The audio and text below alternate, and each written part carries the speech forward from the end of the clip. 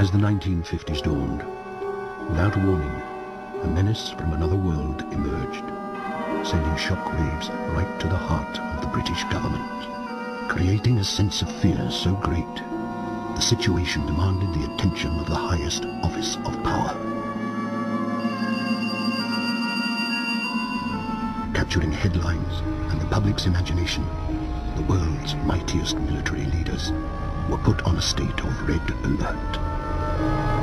There have been a certain percentage of this volume of reports that have been made by credible observers of relatively incredible things. The potential threat was perceived so grave that if it proved to be real, it would cause chaos and mass panic. I saw this brilliant object. It was quite low in the sky. From 20 million light years away. I don't know what to think, but it's so unusual, we've got to carry on investigating. Visitors from another world. So I believe that some of them will prove to be of interplanetary origin. Had they come in peace? I think that some of them may be friendly and some may not. Or would they be our greatest foe? How many people here tonight are afraid of the thing? Secret government investigations into these matters are only now being made public.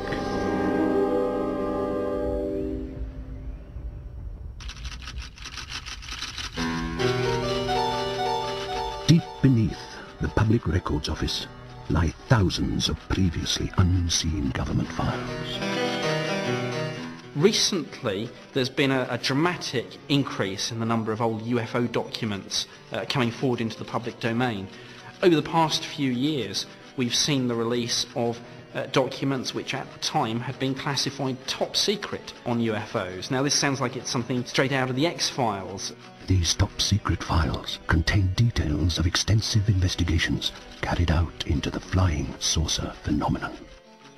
With a few exceptions, all the intelligence agencies who released these documents hitherto denied having any involvement or any documentation on UFO investigations.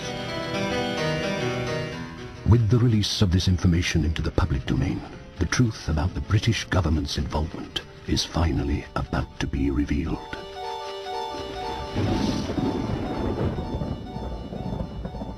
In 1943, aircraft from Bomber Command encountered small balls of light and in some cases metallic discs while on raids over Germany. The Ministry of Defense denied any interest in the pilot's sightings.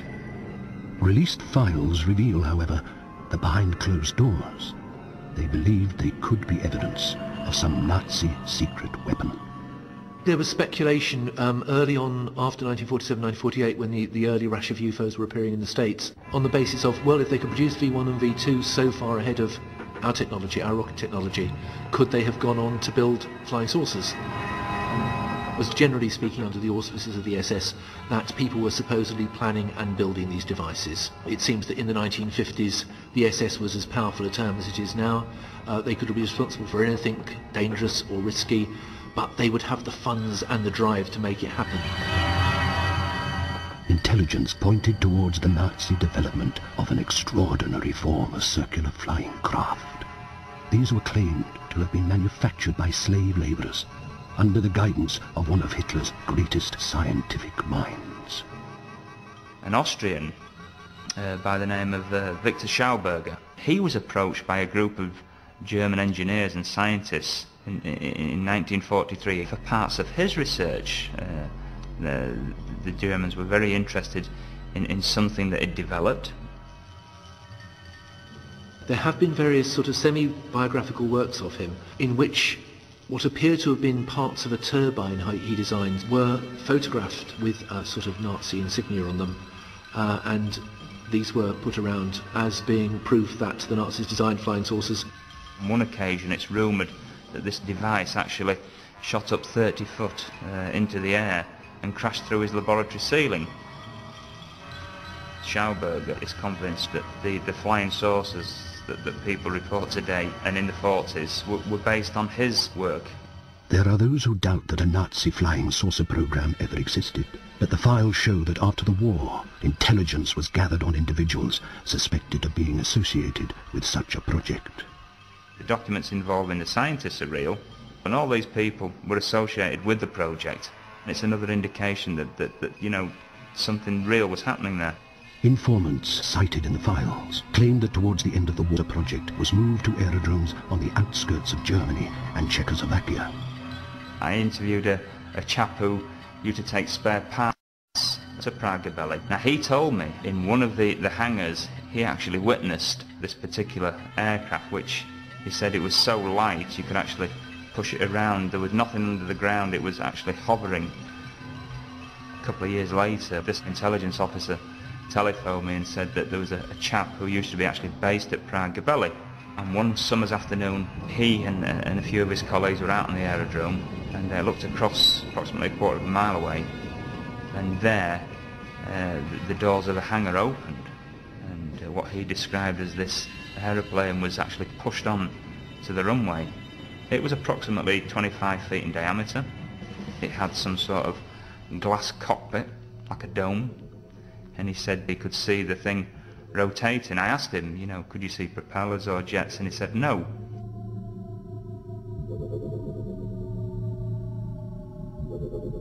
Even after the war, the government continued to investigate the Reich's alleged UFO program. The fear was that parties with sinister motives were eager to ensure that the dream of Nazi supremacy could continue to be promoted through the idea of technological superiority. We've definitely got traces here of people with political interests preaching this idea that there were Nazi flying saucers, that they did great things, that the Nazis had technology way superior to ours and the Americans, but they just didn't quite have time to use it before the end of the war. There are claims that they'd flown to the moon and Mars before the end of the war. Hopefully nobody very much believes them, but again they emit from people associated with a very extreme right-wing group in Austria and with bits of the Patriot movement in the States.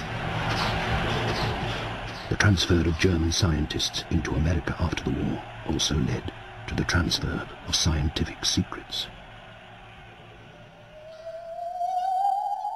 One of the most remarkable projects of the post-war American military bears a striking resemblance to Hitler's flying saucers. I'm absolutely convinced, at least parts of the German project was taken for the Avro car. The Avro car was a Canadian-US Air Force joint venture to produce a flying disc, the propulsion system of which would eventually form the basis of the vertical lift-off Harrier jump jet. By the 1950s, the government was certain that they could identify the Nazi flying saucers as little more than exotic engineering projects. But a far greater concern were the unidentified flying objects, the explanation for...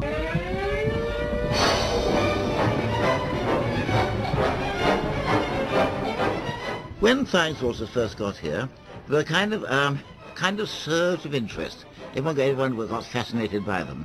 And for a long time, flying saucers were all the rage. Flying saucers have invaded our planet. Washington, London, Paris, Moscow are key targets. When it was first detected, we might be visited by aliens, I think astronomers just chuckled. The whole world is under attack. But then it gradually took hold. It had to be taken, well, more notice had to be taken of it, I suppose. Can it survive? Don't forget, in the 40s and 50s, we didn't know as much as we'd like to about the Mars and Venus particularly. And Venus we thought might be a world with oceans and possibly primitive life, or even advanced life.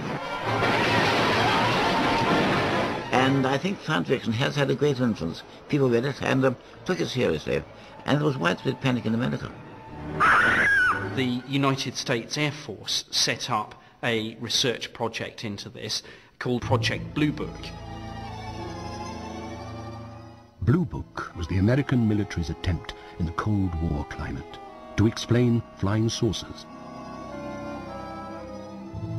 However, not everyone was willing to accept Blue Book's earthly explanations. Among them, Major General Donald Keyhoe.